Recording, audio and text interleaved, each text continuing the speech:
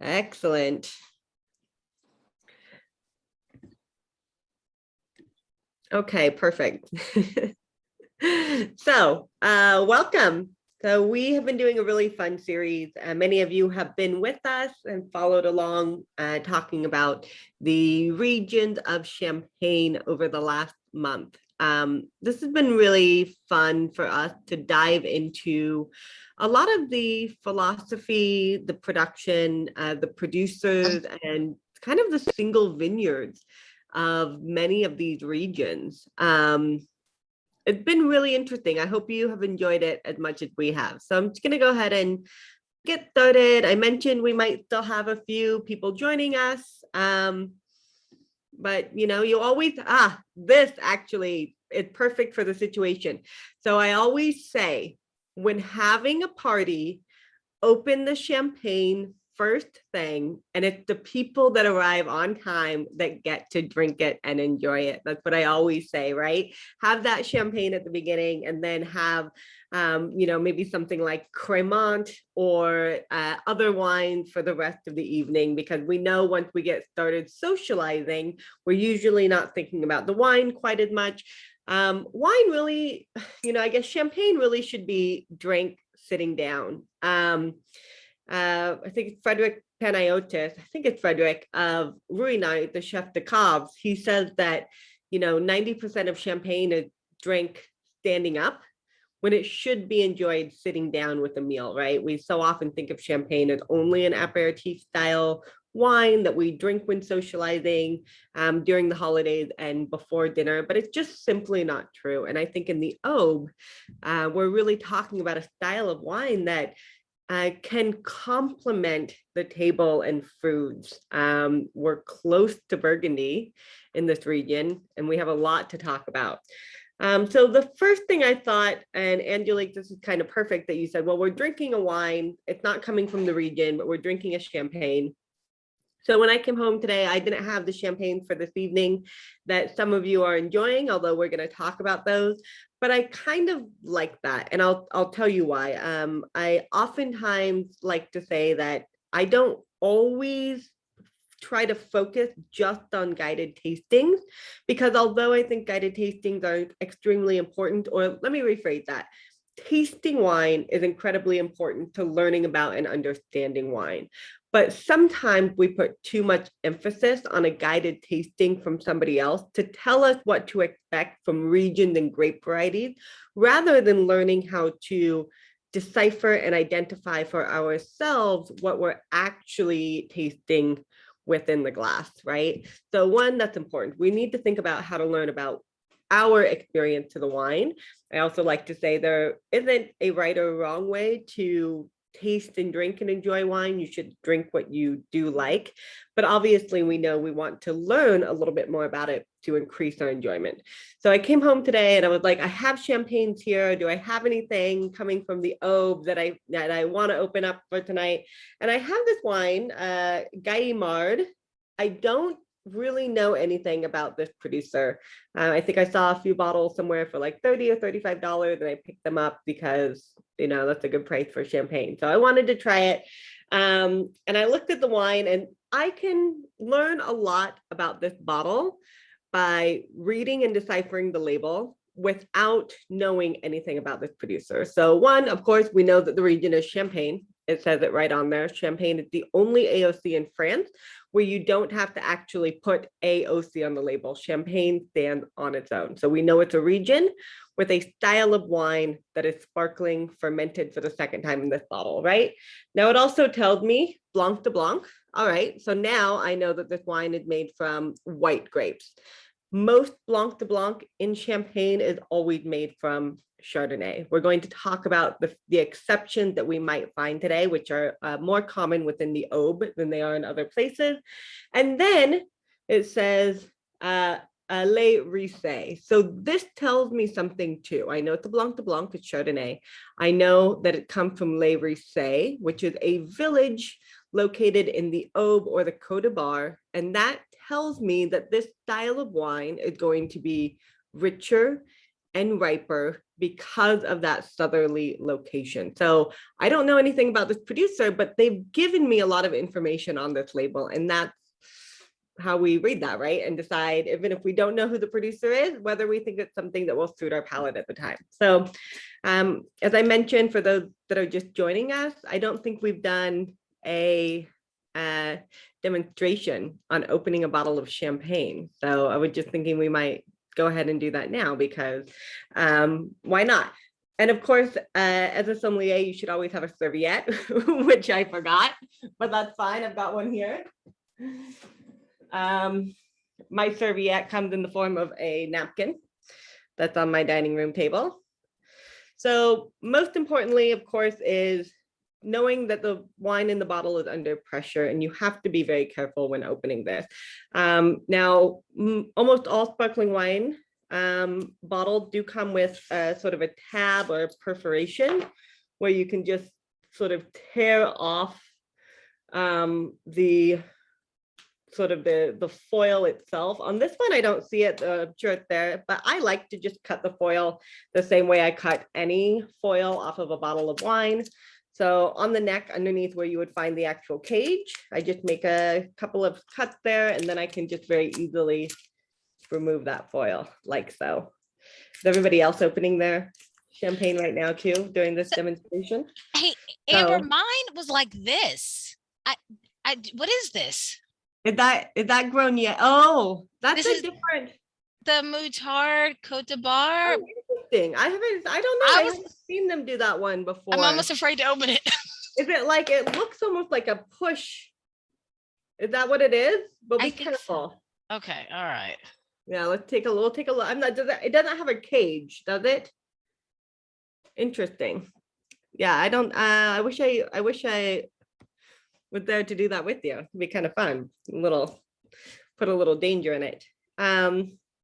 So now we have our exposed wire cage, right? So I like to always, the first thing you want to do is always put your thumb on top of the cork, because that ensures that, one, you know when it's going to fly out, if it's going to do that, and you can put the pressure on the cork to make sure that doesn't happen. So once you put your hand or your finger on the cork, you can just go ahead and unscrew this little wire cage. It's called like a mousselet, I think is the proper term. Ooh, that's not the proper way to open champagne. So first thing you want to do is make sure that your bottle is very chilled, which I thought I did because I put it in the freezer, because carbon dioxide absorbs better into cold liquid. So when your wine is not properly chilled, which I thought this was, you might get a little bit more of a pop like that. What I wanted to show you was that holding, and imagine if I hadn't been holding that, I wouldn't have caught it, right? So this is kind of a bad demonstration of the proper way to open a bottle of champagne, but kind of a good one in terms of why are we doing it this particular way, right?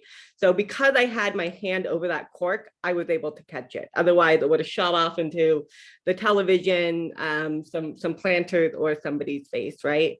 Now, had that not happened, I would have held the cork in, and I would have, while holding my thumb on top of the cork and the rest of the cork with my other fingers, I would have actually turned the bottle and not the cork itself, because that allowed me to really feel the pressure as the cork might be working its way out of the neck of the bottle. Cheers. Maybe we'll try that again sometime, and we'll do the proper way. So you can kind of see too, because it's so bubbly, that though I thought my champagne was chilled enough, maybe it wasn't. So always make sure that your bubbles are chilled. All right. Cheers, everybody. Let's get started. I see several more people have joined us. We might still have another 5 or 10 people joining in, but I think we're here to have a good time. So let's just go ahead and get started. I'm not sure. Sorry, I have a new computer and apparently I have not looked up how to share. I did not check before if I could share my presentation, so I apologize for that. So it might just take me a moment to figure out how to pull it up here so I see it. I don't want that one. It's always the fun part of live classes. And if not, I might just have to log in on my other computer and see what happens. Can you guys see everything that's happening on my screen right now or no? Okay. Sorry about that. I thought that getting a new computer would solve a lot of my problems, but so far it had just given me more. I have to be quite honest with you. I guess maybe desktop 1. Okay. Sorry, everybody. When you share, when you show screen, you see one that just says desktop. I do, and that's what I just clicked on, and it's telling me that I have to go into my privacy settings, which is where I am, and I'm clicking on Zoom, but it doesn't seem to want to let me. Select it. We can very quickly go to my other computer. We just have to. Sorry about this. I get so excited about opening a bottle of champagne. I guess maybe I should have checked to make sure we had some of this other stuff done. Does anybody else have a tip for me on just trying to get it to work on this computer? I'm in privacy, click. Oh, there we go. Maybe I can make this work. Oh, I think I can. You guys stay on. I might have to quit and then come back into the call, but I'll be right back. All right. I'm just going to leave. I'm not going to end it. But if for some reason everybody loses me, will you sign back in? Or Amber, do you want to put your presentation in the chat and then we can just open it up until you get back on? I don't know if that would help. Yeah, I'm not sure if I can share a PowerPoint presentation through the chat. I was having some troubles earlier too, because I was trying to share some, we're trying to share some Excel spreadsheets that I made today, and I wasn't able to do that either. So I really should have anticipated this. Let me just leave for a second and see if I can sign back in, if that will work. I'll be right back, guys. Eleni, can I make you the host? You're the first person that pops up. I'm going to assign you as the host and I'm going to jump back in.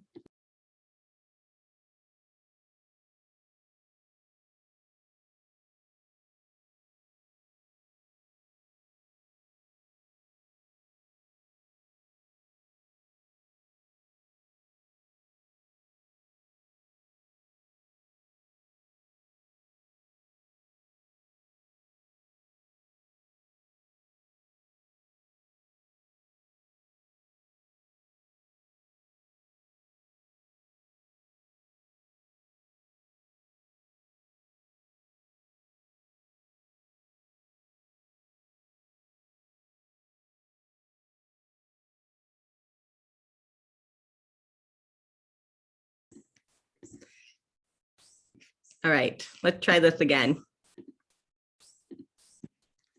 Sorry, everybody. Oh, okay. It's working now. Sorry for that technical difficulties. As I always like to say, this is a lot of the fun of live classes, but that was my mistake for not double checking that ahead of time, and I do apologize.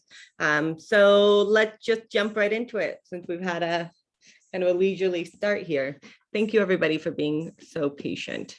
So talking about the Côte d'Ivoire, we will do, for those that have joined us that maybe haven't seen some of the other kind of episodes or parts of this series, classes that we've been doing, we'll go ahead and do another kind of quick review of the overall region of Champagne, right? And what do we talk about when we're thinking about the concept of a region? And how we should actually discuss what happened within that region as it pertains to grape growing and making wine, right? Well, one, we want to talk about the philosophy, and that more important in the Côte d'Ivoire than it really is elsewhere in Champagne. Now, the philosophy of Champagne can be debated for hours upon hours, right? Because we have this region of juxtaposition. It's a luxury product that comes from an area that's seen a lot of hardships, cold climate, difficult vintages, and even things like war, revolution that happen within the region itself. We make wine twice, as we know. The first one's a still wine fermentation. The second one creates the bubbles. I like to say in the Aube, they make wine first and they add the bubbles later. And the wines of the Aube or the Côte Bar do have a more kind of vinous or winey character to them than many of the wines coming from further north in Champagne itself as well. Now, in all of the other regions that we've discussed, the Montagne des Rhums, the Vallée de la Marne, and the Côte Blanc, we talked about the prevalence of the Grand Cru and the Premier Cru village system. You probably remember that in Champagne, it is actually the village itself that's ranked as either Grand Cru or Premier Cru by the Échelle de Cru, right? This happened many, many years ago. Now, we don't actually rank the grapes of those villages in the same way anymore, but the villages can still use those terms on the bottle. So Grand Cru, Premier Cru. By comparison, the Aube does not have any Grand Cru or Premier Cru villages. So today, what we're really going to focus on, we will talk about the villages, and it's going to be a lot briefer than some of the other presentations. And the reason is because there's just not as much information that's available about the differences in these particular villages from one to another, like there are in the Côte Blanc or the Montagne des Rhums. And we'll talk a little bit about them. We'll talk about some of the individual cru or village wines that do come out of them, or the single vineyard wines that you do find coming out of the Côte Bar. But we're mostly going to be talking about the philosophy and the camaraderie of the producers within this region and the overall style of wine that you really can anticipate to find coming out of the Côte Bar from these smaller, more artisanal producers.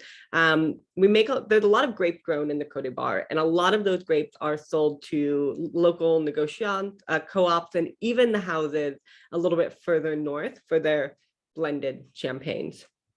We'll review Champagne so that we can make sure we know why it's so special, how the Champenois have really mastered the art of winemaking within this region, how that winemaking became a little bit formulaic in the way that we have these producers branching out or possibly looking more at the concept of terroir within Champagne, this more process-driven region.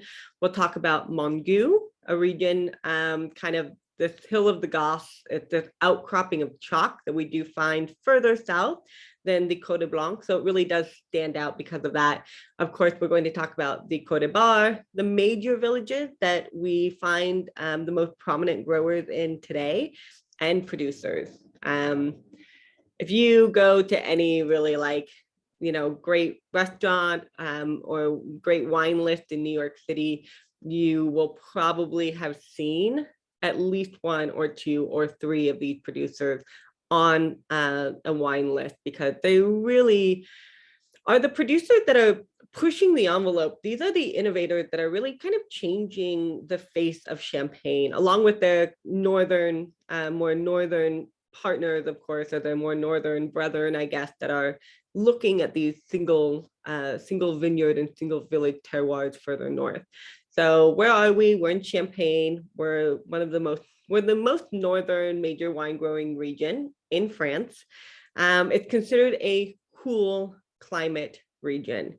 We focus primarily on three grapes, which we've been talking about, of course, Pinot Noir, Chardonnay, and Meunier.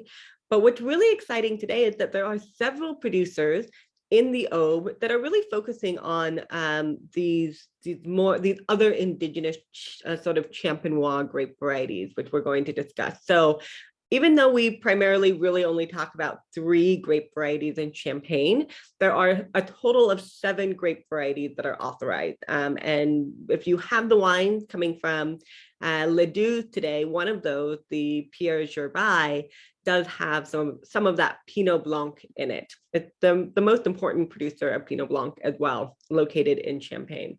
So we're in a cool climate at the 48th parallel. The soils are a mix of primarily chalk and clay. This isn't everything. You have spots of sand, of course, along sort of the Marne riverbanks in the Valley de la Marne, but really you see this bedrock of chalk. It's the most pure, typically in places like the Côte Blanc, which really is known for its Chardonnay, but we do also have this clay and this marl. And as we move further south into the Aube, which you can see, we are quite far south in this photo by comparison, in this drawing of the major regions of Champagne, right? Now, Champagne as a whole is this entire darker spot. So Champagne, without a more specific designation of a village or a smaller region or a vineyard, the grape can come from any of these darker areas, right? And be blended together to be a regional style of Champagne. So this would be the majority of what you would get for the more kind of inexpensive, larger negociant houses that you might find coming from these larger areas as well. Some of your kind of supermarket brands of Champagne specific wines. We'll talk about the other grape varieties other than the top 3. We'll talk about Arbonne, Pinot Blanc, Pinot Gris, and Petit Meslier. We've talked about the 5 main regions. We focused on the Montagne des Rems in one class, the Valley de la Marne in the other, and collectively the Côte Blanc and the Côte Cézanne in our last class as well. And now we're down into the Aube. We know about the method champenois, that idea of making wine first and bubbles second, created by 2 separate, distinct fermentations. The second of which, as we mentioned already, does take place inside of the bottle that Champagne is sold in. Now, because of that second fermentation inside of the bottle, we do have the flavor of the yeast that creates that second fermentation. And if we think about the concept of how yeast flavors things, we use yeast in bread, right? We use yeast in beer. So we talk about that yeasty brioche, sometimes sourdough, sometimes, golden grams cereal characteristic, cinnamon rolls characteristic that you sometimes get in Champagne, depending on how long the producer chooses to leave those lees inside of the bottle in contact with the wine that you're eventually going to drink, right?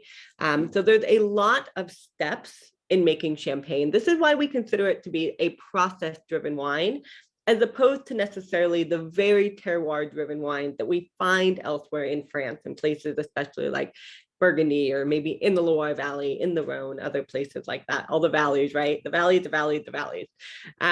We need to riddle the wine. We need to disgorge the wine, which is getting rid of that yeast so that eventually we have a clear bottle.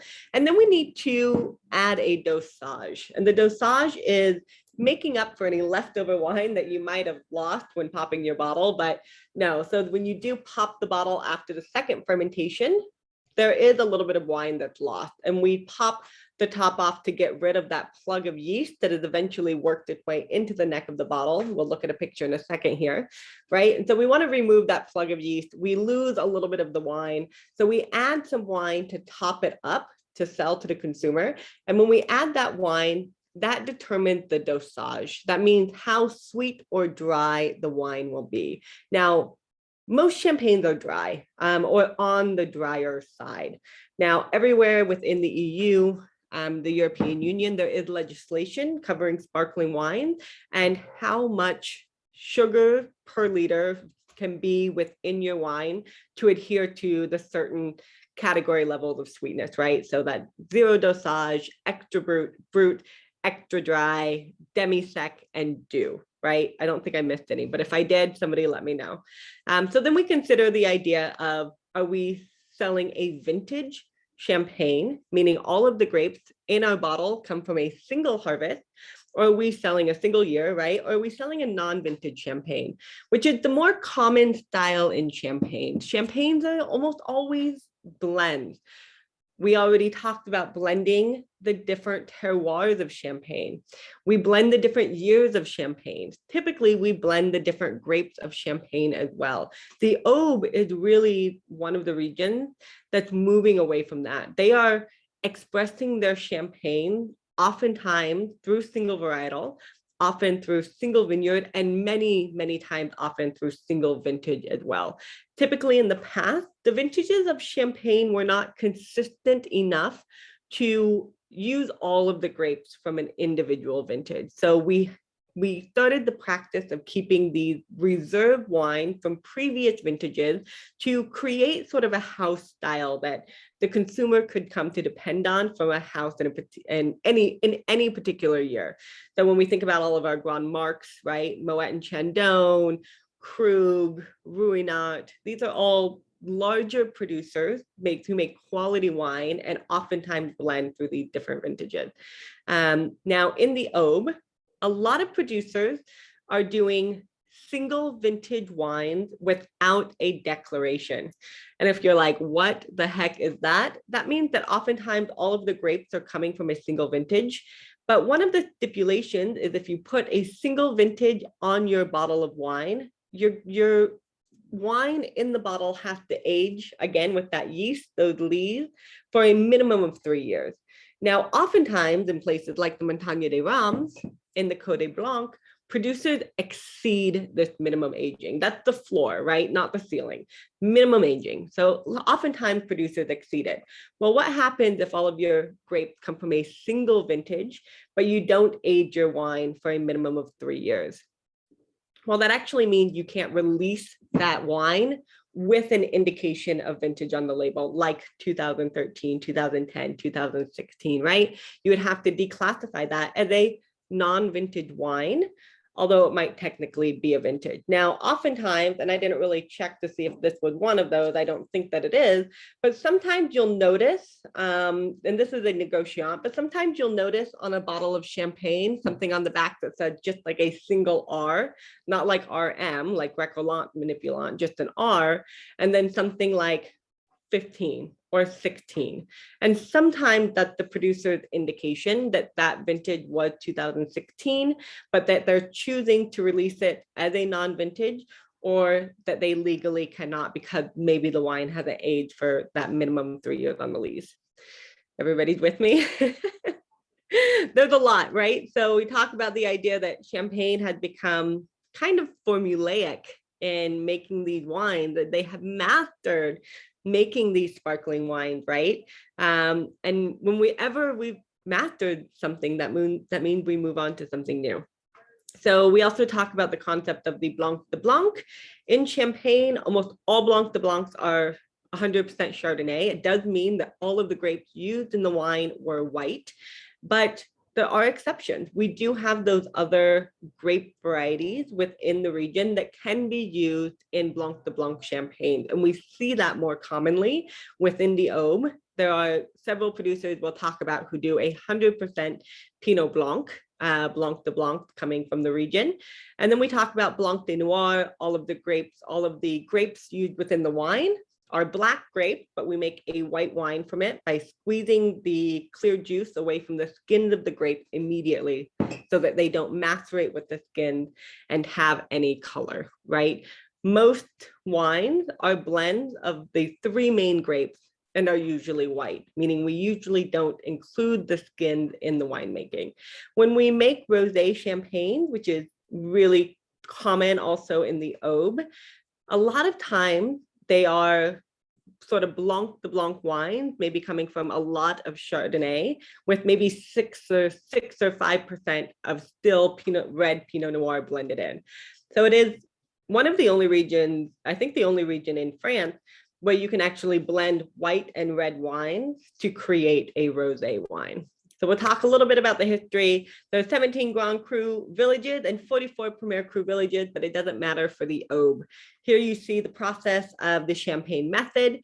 In the first photo here on the left, we're riddling that means we're moving that yeast that's in the bottle, right, for the second fermentation into the neck of the bottle so that we can easily remove it through disgorgement. You can do this by hand or you can do it by machine. This takes weeks and weeks. This takes a couple of days.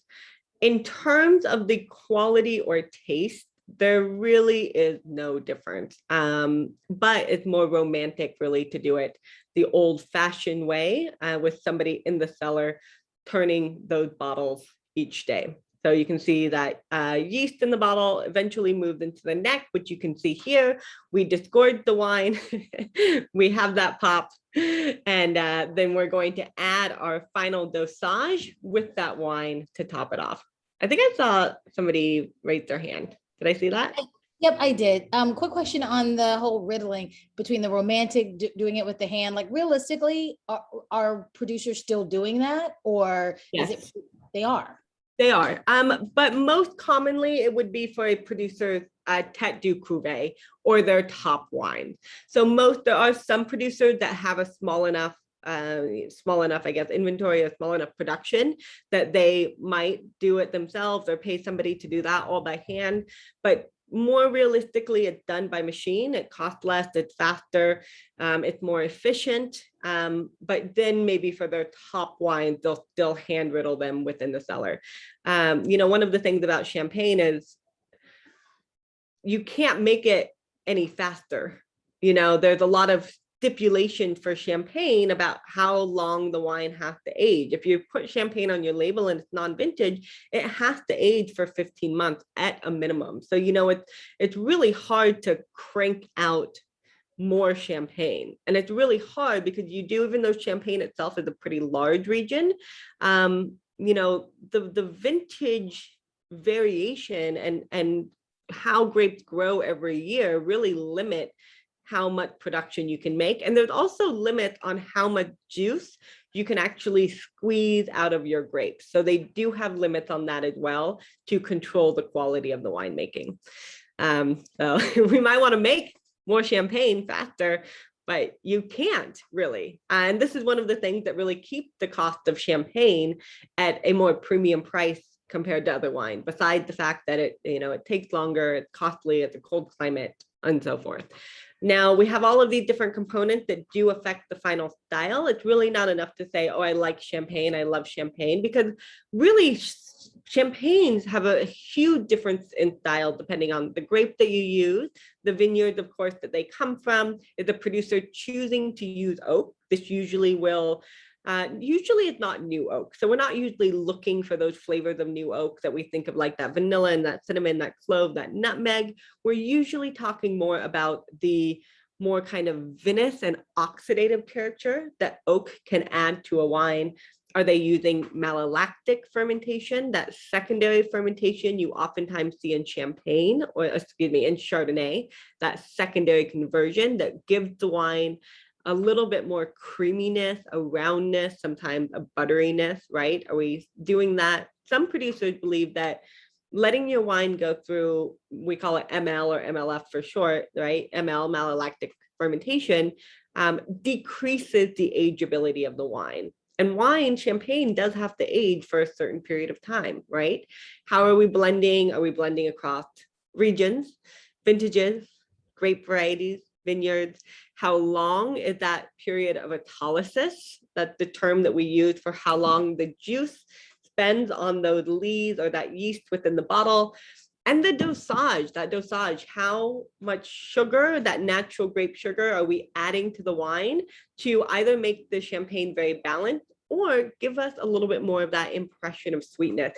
It's very on trend right now, and this works better now because champagne is seeing a change in their climate, in their temperatures. The harvest in Champagne have moved forward dramatically. It used to always be in October. Now, oftentimes it's in September, late September.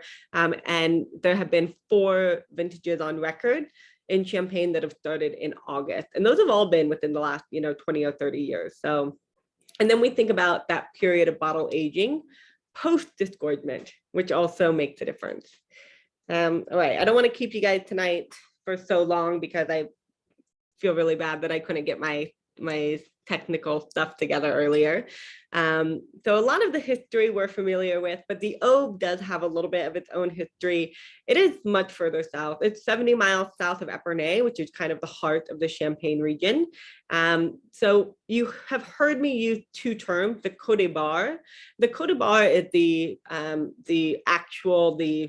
legal name of the region, but it's very colloquially known as the Aube. So the Côte Bar is the viticultural area of the Aube department. So you'll hear that interchangeably a lot. They're talking about the same region. The city of Troyes was the capital of Champagne during the 12th and 13th centuries. It was one of the largest trading centers of medieval Europe. And people came here from Africa and Sicily, Venice and other places to trade. After Champagne became part of France, the capital did move north. So this was sort of the decline of the popularity of these wines coming from the further southern region. It was viewed a lot with distrust by Champagne producers coming from the Marne department, who considered the Aube to be a different region, although they were making the same styles of wine. And in the early 1900s, fraud was rampant, especially in Champagne. And this had a lot to do with phylloxera, that root louse that was destroying a lot of the vines within France. Champagne came to Champagne a little bit later, so they were still dealing with a lot of the effects of replanting, and producers were oftentimes purchasing grapes from other areas of France, or maybe even from other countries, and making wine out of that and calling it Champagne. The quality was not up to par. You get grape from Algeria, obviously, though that wine is going to have a very different character than grape coming from. You get grape from a desert, they're going to be different than grape coming from the region like Champagne, that's cold, right? And I was looking for pictures to put into my slideshow of Champagne. And, you look at pictures of Napa or Sicily or Greece, and there are these beautiful bright green vineyards underneath this azure blue sky, right? The photos of Champagne don't look like that. And when they do, it's because they're Photoshopped, because this is a cooler region. There is a cloud cover oftentimes, it's not the same as sort of these island regions that we see. So it's kind of interesting to think about. So in 1904, we created a syndicate that was meant to suppress wine fraud. So they begin delimiting the region, saying this is what Champagne is. The origin and the composition of wine that use the term Champagne have to come from these areas. And when the vineyards were defined, the Aube was left out. This infuriated growers over the next several years. The growers of the Aube rioted. So we come back in 1911, a bill passed regulating the term Champagne to be used only on bottles containing genuine Champagne. We're still going through a lot of the fraud and things like that. And eventually the Aube was returned to being part of the Champagne region. Well, when this happened, now producers within the Marne region or the Marne department rioted. They ransacked cellars within their own cities and their own villages, but mostly of the winemakers that were suspected of using grape from outside of the region themselves. Aube was eventually accepted as kind of a second Champagne region until 1927, when it was codified into being part of the actual region itself.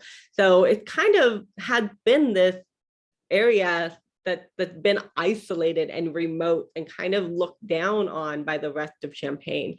However, today, the Aube accounts for 25% of all of Champagne vineyard area.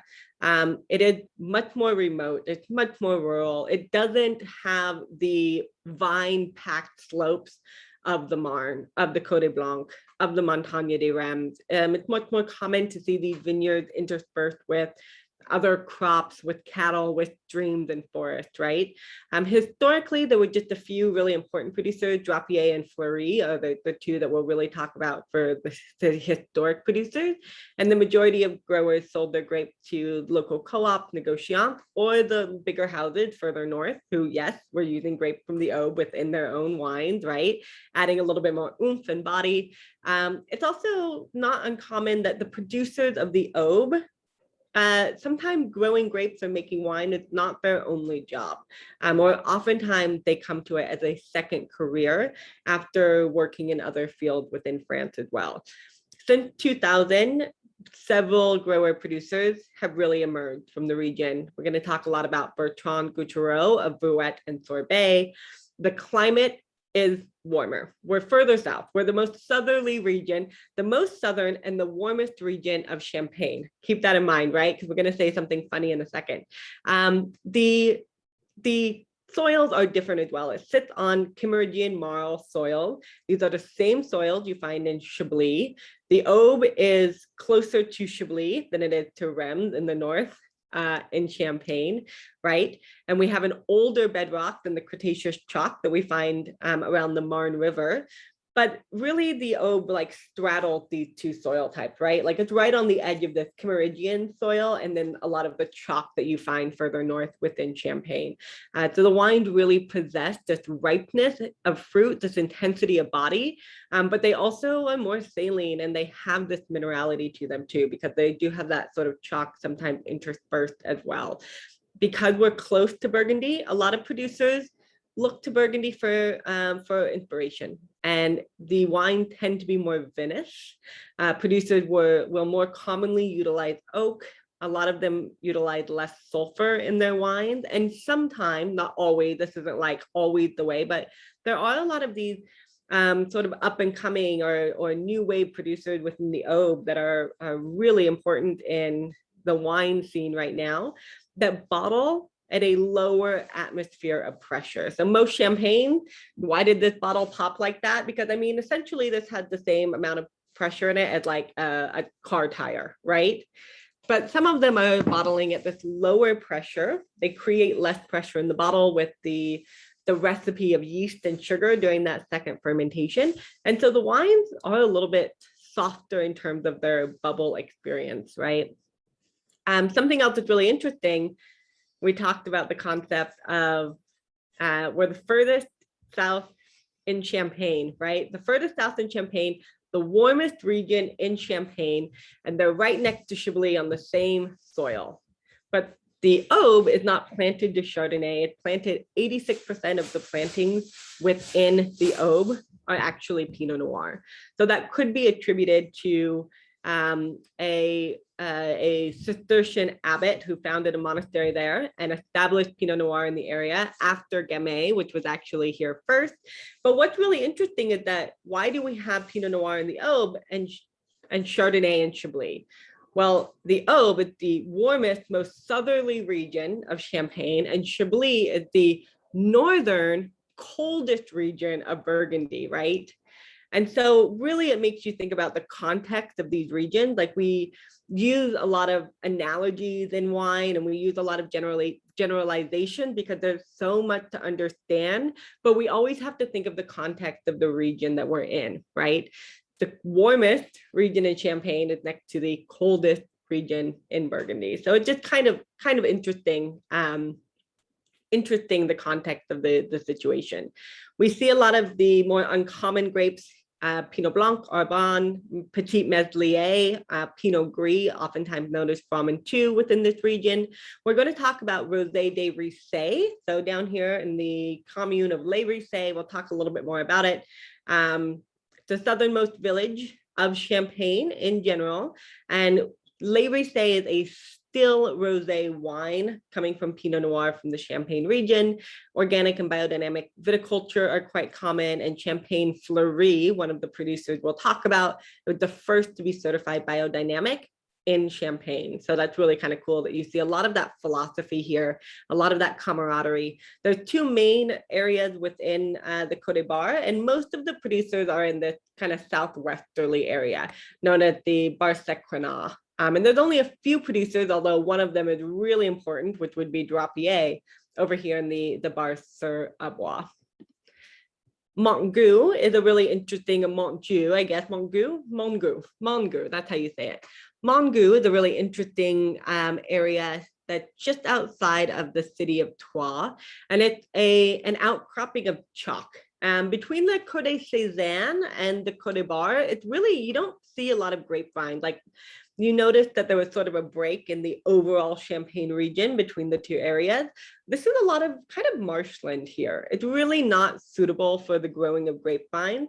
But in Mongout, we see this outcropping of chalk that rises above the surrounding plain. And it's really fantastic for Chardonnay coming from this area because it's further south. They will be more voluptuous and a little bit more riper and tropical than what you might see coming from further north from the Côte Cézanne or from the Côte Blanc. But Jacques Lasson and Jean Valou are both producers that make really, really top-notch style of wine here. It's a really interesting place to look for some champagne. And Jean Valou also produces some still style of wine called Coteau Champenois, which we'll discuss in a minute, coming from the area too. So we are not going to spend very much time on the villages because they're not classified, but with where we're moving to in Champagne, I wonder if it's worth putting them on the radar, learning a few of these names, recognizing them on a bottle like Le Ricey, right, for the future. Because it is possible, France is, not only are they one of the most traditional countries, of course, when it comes to the concept of making wine, but they also are really on the forefront of making changes for the changing climate as well, which I think is really interesting. You know, authorizing new grapes to be planted within Bordeaux, for example.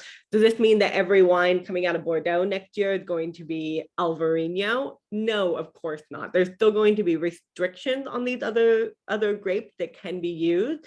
The first thing we've got to do is plant these grapes and see how they do in the different soil types and different areas within Bordeaux, right? But the French are really on the forefront of combating the changing climate within these individual regions.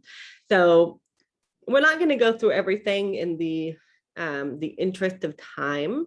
But of course, as I say, I like to pack these slides with information so that you can really use them as a reference point later on down the road. When you're looking back and you're thinking, oh, I'm planning a trip to Champagne, I wonder where I could really go to see a few producers, right? So we talk about who's located in the different villages. That doesn't mean that if a producer like Pierre Gerbais is located in Celles-sur-Orse, that they only make wine from grapes from that particular village. That's not true, but you will find that they're located there, and oftentimes many of their wines do come from that village itself. So you can see that the majority of them are located over here in the Bar-Sequenat. So Maurice-sur-Arse is important, Polisseau, Policy is important. We have Corseron down here in the south, Landreville as well over here, a little bit further to the east. They're all important areas. What I do have listed here that you'll get tomorrow is if you're looking to see some of the expression of either single village or even single vineyard wines, I've listed some of the expressions that are worth seeking out here. Many of these wines are, they're not cheap. A lot of these producers, we're talking a lot about Cédric Bouchard of Rosé de Ricey, we're talking about Charles Dufour, we're talking about Vouet and Sorbet. These are not necessarily inexpensive wines, but they do give us the opportunity to see some of these terroir-driven differences that you might find within these regions. And, you know, Champagne is confusing enough as it is. I will say, we talked about how you make Champagne, all of the different grapes, all of the different regions, how you can blend, how long you can age your wine. What's your dosage that you're adding? How balanced or sweet is it going to be? Champagne's already complicated. So I can understand that it might be a little daunting to then also be starting to think about the terroir and the places that the grapes actually come from, the same way we think about wine in Burgundy, which, yes, Burgundy has a lot of different options for how you actually make your wine within the cellar, but we're really talking about two grapes, right? Looking at two grapes that are not blended. There's Chardonnay or there's Pinot Noir. It's not sparkling, it's still, and we really use that as more of a looking glass into the terroir. Well, Champagne really does afford us kind of the same opportunity. But it is a little bit more, can be more convoluted because of all of the intricacies that go into making the wine itself. Over here, we do have a couple of important villages. So Urville is definitely the most important. Drapier is located here. They're one of the larger houses within the Côte Bar, but really historically important. They've been growing grapes here since at least the 1800s or 1700s, I think, and making wine for several decades within the area. It is a family affair. So really important. We'll talk about them in a little bit as well. And then Natalie Falmet, who's newer, is located over here in the eastern side of Rouve-les-Vignes.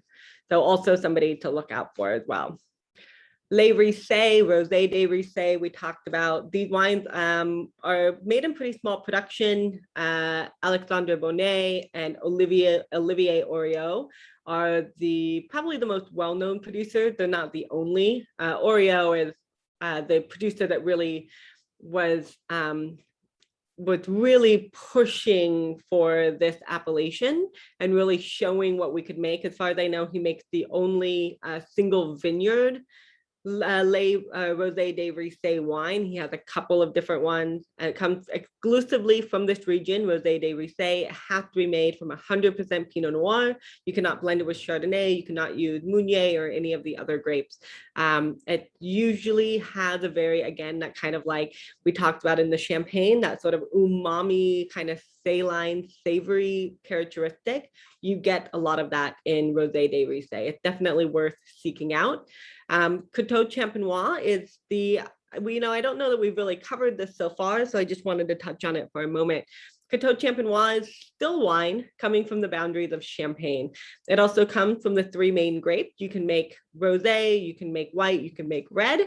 You cannot call Côte Champenois Rosé de Ricey, of course, unless it comes from this area right here. But the Côte Champenois wine can come from anywhere within Champagne. A lot of it does come from further north, especially coming out of the Montagne des Rems. Villages like Ambonnet and Bouzy are really common. If you remember our class last week, we talked about the villages within the Côte Blanc that are known for red production or the growth of Pinot Noir. Vertu is a really important one that we talked about. You see quite a few wines coming out of there as well. So definitely something to look for. And then also in Mongout, Jean Valou is making Côte Champenois coming out of the village also. Cossins is an important producer because they make wine from a single vineyard, Largillier, planted exclusively with Pinot Noir. Jerome identified the distinct sections and vinified them separately. So it can be a really interesting way to see the progression of a single vineyard, but at different spots on the hillside. Danson used to be known as Danson Lepage. So you may see some of those previous bottlings, the same producer. It just now today it's just Davy Danson. He doesn't have his partner Lepage with him anymore within the project. He ferments all of his wines in secondhand barrique coming from Pouligny-Montrachet, from further south in Burgundy. Again, that Burgundy connection, right? The style is very polished. They do have a richer texture to them as well. Drapier, this was Charles de Gaulle's favorite wine house. As we mentioned before, it's one of the very few long established houses that you do find within the Aube.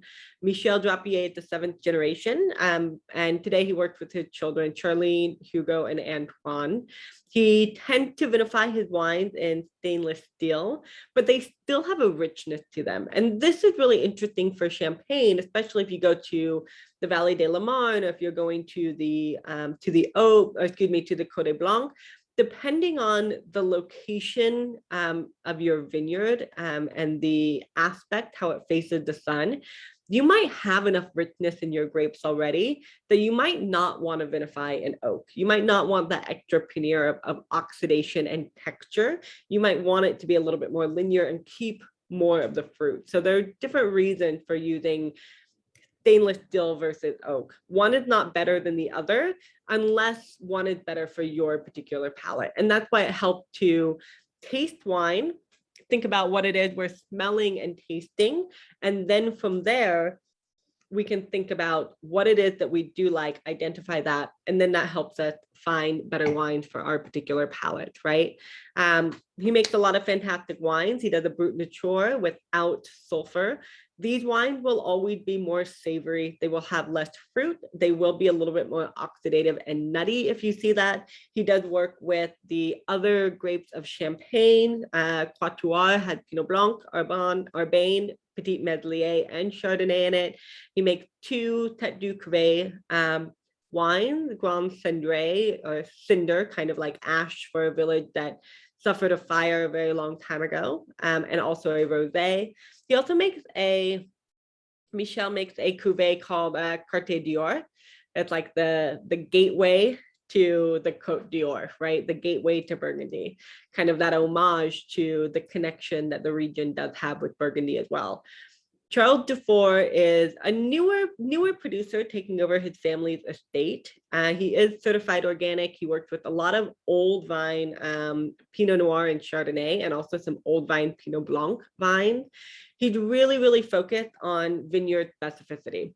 So you see a lot of very specific vineyards listed, like Le Champ du Clos on many of his labels of wine. The rosé has a 2-week maceration. His wines are a little bit more experimental, and they can be a little bit funky at times. Sometimes they might have a little bit lower of that kind of bubble content to them as well, bottled under less pressure. So please be aware of that. Sometimes we open wines and from the Aube and we're like, is this bubbling? And it is, but it's just the pressure is so much lower. It's so soft. We talked about last week for the Côte Blanc, we talked about the producer Rill, right, located within the Côte Blanc, that makes that pearl, that also that style of wine that's bottled at lower pressure as well, that's a little bit softer on the palate too. Natalie Falmet is newer, located in the Barcer Arbois. Remember, we were talking a little bit further to the east, that region that had fewer vineyards, fewer producers, to the northeast of the Aube. Her style focuses primarily on Pinot Noir, and it tends to be quite bold, very richly flavored. I think you're seeing a little bit of a trend in how the wines are described of this region. So you might have listened to like the first 15 minutes and been like, I don't want to drink wine from the Aube because I like that crisp, linear, racy, salty minerality that I get from the Côte Blanc, right? So maybe the Aube's not for you, but if you like to have champagne with food, if you want to sit down with your wine and you want to kind of encapsulate some of that intellectual component that you can get from drinking a glass of wine and discussing it with your company, you would probably really like these wines. Fleury, also one of the most historically important wineries that are located within the region. Robert began making champagne in 1929, although his father had been growing grapes here since the late 1800s. Jean-Pierre really was the one who took the estate in the direction that it is today. So the Fleury family is really kind of the father of biodynamics, and within the Champagne region, right? So a lot of people within the Aube and in other places in Champagne have really looked up to them for biodynamics. They have their own yeast at the property, and sometimes other wineries within Champagne will borrow that and ferment with their yeast, which I think is really interesting, a lot of that camaraderie as well. Jean-Pierre took over in 1962, stopped using all herbicides and non-organic fertilizers by 1970. And he was the first to begin farming biodynamically in 1989 and converted entirely in 1992. So as we mentioned, one of the most vocal advocates of biodynamic farming in Champagne. And this really allows a lot of the ways like Bertrand Goutureau described biodynamics and the effect that it has on the vine, as the roots begin to dig down into the earth. They access that chalk that we talk about in the Côte Blanc. Doesn't matter if you're growing your Chardonnay on chalk, if you are farming with a lot of nutrients that are coming from the surface, from things you're adding, right? Then the roots kind of grow kind of shallow. They don't really want to dig down to access water, other nutrients, things like that. So we think about the effect that biodynamics has on the entire ecosystem of the vineyard, the health of the vineyard, and also allowing these vines, these roots to grow deeper, establish themselves, access more minerality, more nutrients from the earth as well. And also when the roots are deeper, the vine can live longer, right? And we like to think that oftentimes older vines give more complex and concentrated fruit. And it also helps these vines weather more adverse weather, even things like fire, but definitely things like frost and hail and rain or cold years and so forth, and drought also, because they might be able to access that water table better. So Jean-Pierre's sons, Jean-Sebastian and Benoit, are active in the estate today as well. They do purchase some fruit from biodynamic vineyards, and their style is very, very generous. It's very ample. It is textural and vinous. They oftentimes drink a lot like a wine, even though they do have bubble to them. So just do be aware that these are champagnes that need food. The Blanc de Noir tend to be on the, kind of fresher side for their house style, but some of their styles are going to be very intense. Val Frison from Valerie took over in 97, started making her first wines in 2007. Bertrand Goutureau from Vouet and Sorbet helped with her first couple of vintages as well. Very, very small production. She does ferment all of her parcels separately in huge Chablis barrels. She's also using indigenous yeast. It's interesting to note that all of her wines are Brut Nature as well. Olivier Oriot, we discussed in Les Ricey. He does make several single vineyard bottlings of the Rosé de Ricey, so a still rosé coming from that village in Champagne. And although he made the Rosé de Ricey first, he does now also make champagne. And he also makes other styles of Coteau Champenois as well. He makes a Ricey Blanc. If this wasn't sparkling, it would be Coteau Champenois, not champagne. Doesn't want to say champagne. Coteau Champenois and Rosé de Ricey do not say champagne on the label, because champagne has to be sparkling, right? So they say Coteau Champenois, Rosé de Ricey. Marie Corton is a favorite producer. The winery is called Marie Corton. The winemaker is Dominique Moreau. She named her estate for her grandmother. Also a fairly newer producer, starting in the early 2000s, very, very minuscule production. She talks about a single vineyard. So she has a single south-facing block of which she bottled these different parts of the vineyard and had these different fantasy names for them, right? But all of her wines are known for having a ripeness of fruit, but really in a way, almost an austere, really streamlined structure. They have an intense minerality to them. I oftentimes say her wines are kind of like an ice queen. They're very regal, they're very angular, and they really need, they reward the patient drinker that's willing to give the wine some time, both in the bottle before you open it, after you purchase it. And these are minuscule productions. So unfortunately, these wines get purchased and they get drank right away. But we do have some 2009 Rosé right now at Corkbuzz, which is pretty cool. It is an oxidative style of champagne, just to be aware. Usually the wines are released without dosage, even though she may not necessarily list them as zero dosage. She often lists them as extra brut, but she usually isn't adding any sugar. We're just about finished. We really have a couple more producers to go through. So can you just define Brut Nature? I described in one of the wines, and I'm not sure I understand what that is. Yes. Absolutely. So when we add the dosage, before we put the actual cork and cage, the last thing that we do is add the dosage. So that's when we've ejected any of the yeast for that second fermentation out of the bottle. We've lost a little bit of wine. And now I'm really happy that I didn't spray wine all over my apartment when the cork popped out. But side note, but now we need to add a little bit more wine to top it off, right? Because we've lost wine during that disgorgement. And when we add that wine to top it off, that determines the final sweetness. And that's called dosage. That's called the dosage. Then we cork it. Now that dosage can range from zero, what we call zero dosage. So that means that we're adding wine, but there's zero sugar or sweetness to that wine. It can be extra brut, meaning that it can have anywhere from 0 to 6 grams per liter of natural sugar. So most of the time, it's kind of like with Riesling. Usually the dosage is about making the champagne balanced. The cold climate, right? Making this balanced champagne, a lot of acidity. We pick champagne grapes earlier. We do always for sparkling wine. Most of the time you see Brut. That's the most common style. Brut means that there's 0 to 12 grams per liter of residual sugar in this bottle. Now, 0 to 12 is a pretty big difference. So we're going to see this, the two wines that we talked about from Ledoux. One has 3 grams per liter dosage and the other had 10 grams per liter dosage. So does that mean that the Brut one is sweet? Not necessarily.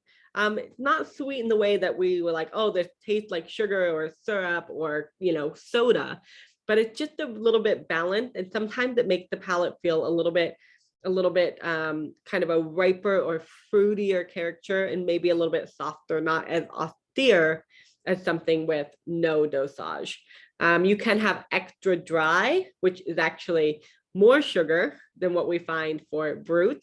You can have demi-sec, which is sort of like half dry. There's noticeable sweetness to the wine.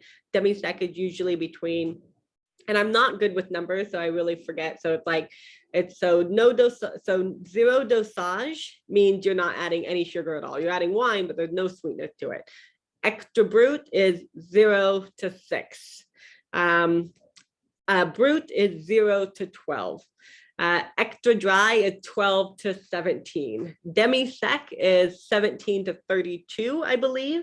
And dew is more than 50. I'm going to look that up because I'm not very good. I'm much better at talking about the character that it makes on the palate as opposed to remembering exactly what the numbers are. But I will send that out tomorrow just to make sure.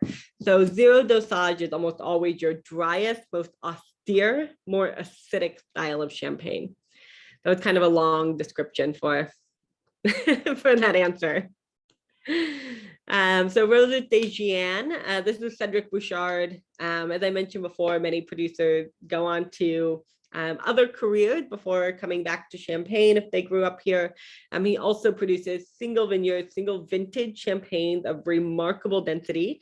Again, a lot of these producers like Brut and Sorbet are using single vintages, but not releasing their wines as a vintage wine. So these are common with both. The Cedric Bouchard, the Rosé de Ricey wines tend to be very, very Burgundian. He is one of those producers that bottled at a lower atmosphere of pressure. Ages his wine 3 years on the lees, and they're all non-dosé for that particular style. These wines are quite expensive, but he makes several different single vineyard cuvées, which is really, really cool to see side by side if you can get your hands on them. There's not a lot of production. Brut and Sorbet, Bertrand Goutureau, again, huge outspoken advocate of biodynamics as well. He's a polyculture farmer. He has livestock, fruit trees, vegetable garden, everything that he farms biodynamically. Certified biodynamic in 1998. But what's really interesting is he's been farming vines since 86. So went certified biodynamic in 98. Before he even became a winemaker, it was actually Anselm Solos, coming from the Côte Blanc, that convinced him to vinify his own wine. So he didn't actually start making his own wines from his biodynamic vineyard until 2001. So Brut and Sorbet is named for his 2 primary vineyards that he makes the wine from. They are vinified in oak. They tend to be very assertive. There's minimal sulfur, so they will be a little bit more oxidative in style. They are released without dosage, but he's calling that an extra Brut. So he's not putting any sugar into the wine, right? But he can call it either non-dosé, non-dosage, or extra Brut. And he has many different cuvées. Fidel is his most common that you see. He does make a 100% Pinot Blanc champagne as well, also coming from the region that is called Textures. That's what I was trying to say, called Textures. So that's kind of cool that you have that opportunity to see that. lot going on today, guys. Oh, thank you. I knew somebody was going to, yeah, sec, demi-sec. Oh, sec, I forgot sec. Thank you. 17 to 32, 32 to 50. Thank you so much, Kelsey. Sometimes I say things and I'm like, I just can't remember off the top of my head for those types of things. But you can expect that the wine will become sweeter. They're not as sweet as the champagnes of 200 years ago, which were like Sauterne level sweetness. Like champagne used to always be very, very sweet. And today we really prefer that drier style. I think it was Louis Pommery who first released the first dry style of champagne. So we have two wines that we really thought were a fantastic representation of the Aube that are not the several $100s that you might have to spend on a single bottle of Cedric Bouchard or Rosé de Ricey or something like that. The first is Pierre Gerbais, Aurélien, the winemaker now, 8th generation grower, 4th generation winemaker. They're the most important producer, the most important grower of Pinot Blanc in Champagne. It's about a quarter of their 17.5 hectares of vineyard. So they're the largest grower and producer of Pinot Blanc within the Champagne region. It was very traditionally planted here in Celles-sur-Orse, where they're located, because the village lies in a river valley that's a little bit more humid and frost prone, and the grape can handle these conditions better than the other grapes of the region. Their wines tend to be very fine tuned. The grains themselves is a half Pinot Noir with 25% each Pinot Blanc and Chardonnay. Fermented in stainless steel. They're also using indigenous yeast. And this wine is aged on the lees for 30 months with 5% rosé wine. So very low dosage as well. This is an extra brut style.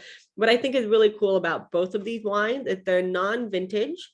So the minimum time they have to age on the lees is 12 months with a total aging time of 15 months before release. But you can see that many producers tend to go far beyond this minimum aging floor, right? And that increased time with the lees, increases that toasty, bready, brioche character and that texture in the wine that you do get from the lees.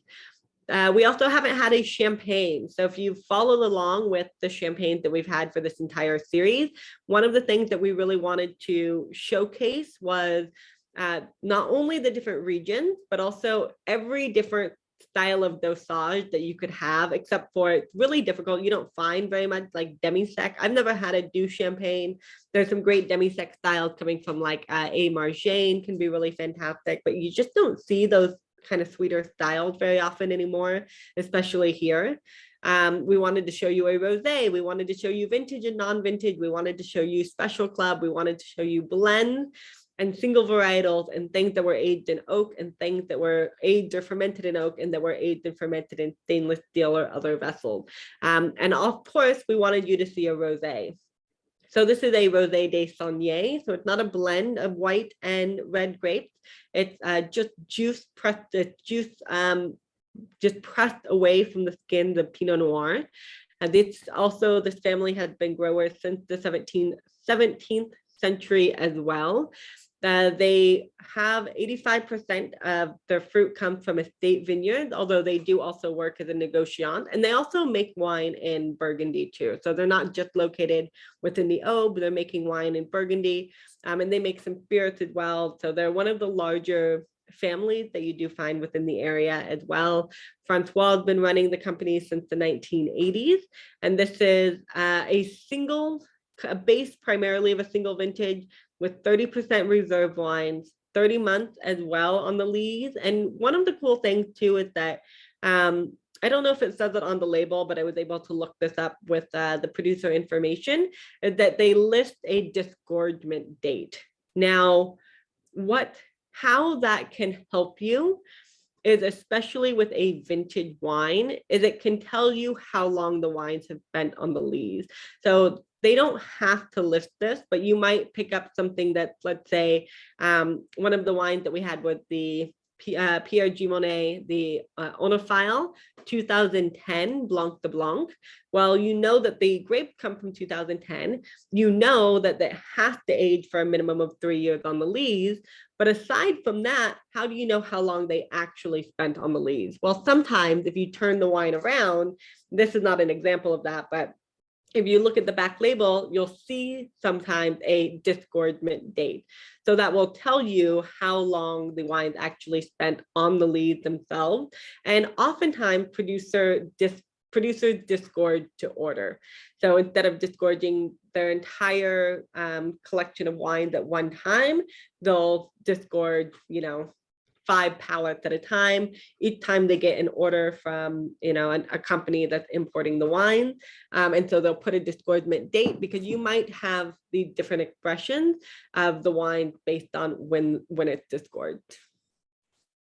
How are we doing, guys? Sorry to keep you over tonight. I'm going to stop sharing. I hope that you're still here with me. How are we doing? Any questions? Are you really excited about the Aube? Do you want to drink these wines with everything you're having for dinner tonight? I mean, I would have wine from the Aube. You can do them with steak.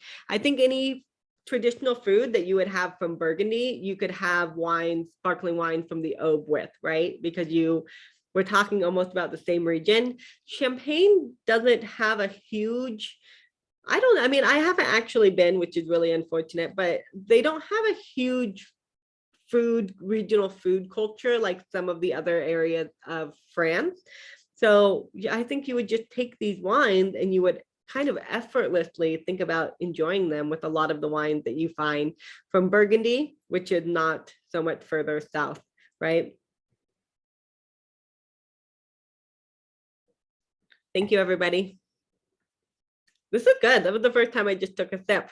It is ripe. It is ripe and it is tropical. It's really like lemon curd and like hazelnut cream. That's good. Yum. All right. Thanks, everybody. I'm going to send out the recording tomorrow, some follow-up notes. As always, please, don't hesitate to reach out and ask some questions if you need recommendations. And don't forget, come by Corkbuzz for Champagne campaign. So all wines at retail price. You really can't find a better deal in the city. Thanks, everybody. I'll see you soon. Have a good night.